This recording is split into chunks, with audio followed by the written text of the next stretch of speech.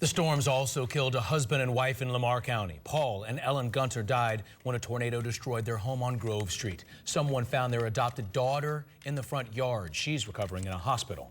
And Chloe lost her mother and father. She was adopted, and they were in their 70s, and when they adopted her, she was the light of their life. The tornado also demolished the Guntner's sister-in-law's three-story brick house. In Bartow County, the damage assessment is ongoing. The storm took out an entire subdivision in the town of White. A few of the houses are left standing. There isn't much left of the others. Channel 2's Manuel Bojorquez is there to continue our live severe weather Team 2 coverage. Manuel. Jovita, we've had to move to higher ground in order to bring you this live signal and report, but the area we're talking about is just off I-75 near exit 296, the Cassville White Road exit. That area was hit hard. For Pam Kimbrell, this is a family affair. The photographs they have saved from the Crow Springs neighborhood near Cartersville represent the nearly 10 households of the Huskins family who live here, where homes were thrown across streets. I was raised in this house. Their faces stunned, saddened. They know they're not the only ones here who have lost their homes, but having each other here helps. Knowing that everybody's having to go through the same thing, and just thanking God that with all the damage that's done, all the family's fine. From News Chopper 2, you can see the damage. Many of the homes and structures here are historic, but this was not the only dangerous spot. The roads also became incredibly dangerous. Take a look at this tractor trailer that flipped onto its side, spilling all of its contents. This is I-75 southbound near exit 296.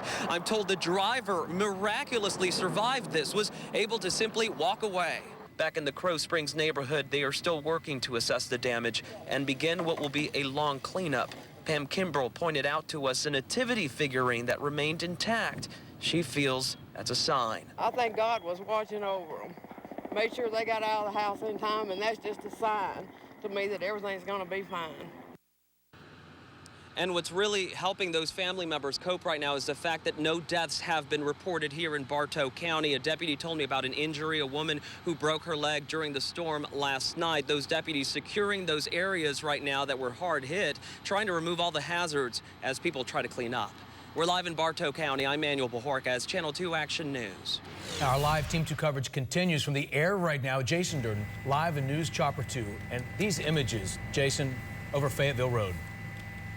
Yeah, this is some of the worst that we've seen. This is Burkle Memorial Campground. This is a church campground located on Fayetteville Road at Cheatham Road here in the Griffin area, and just one of the many scenes of destruction that we've seen along this miles-long path of tornado that hit down here in Spalding County. You can see these cinder block buildings, almost like a dorm-like building, but now just looks like a child's building blocks that have been thrown around after they were through playing with them. Just laying around on the ground. We've seen some people down here that have been going through the campground area trying to salvage anything they can. Nobody at the campground when the tornado hit, so of course that good news. Just across the street from the campground, trees sheared off at the tops and a house loses its roof. It's just amazing the damage that we've seen here in News Chopper 2 today. We are live over Spalding County in News Chopper 2. Jason Durden, Channel 2 Action News. A 13-year-old girl survived a tornado pulling her right out of her house in Spalding County. The Peavy family woke up last night to find their house on Sydney Drive in Griffin coming down. The storm destroyed 13-year-old Kylie's bedroom. It tossed her and her bed right out of the house.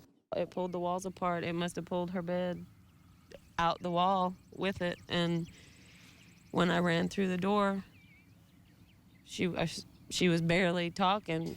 But other than a few scrapes, we're told Kylie is doing fine. People, of course, have been asking just how they can help these victims of the deadly tornadoes in Georgia, and we found several ways you can make donations. You can give to the American Red Cross or the Salvation Army by phone, text, or you can mail a check. You can find all the information about giving in this situation at our website, WSB-TV.com.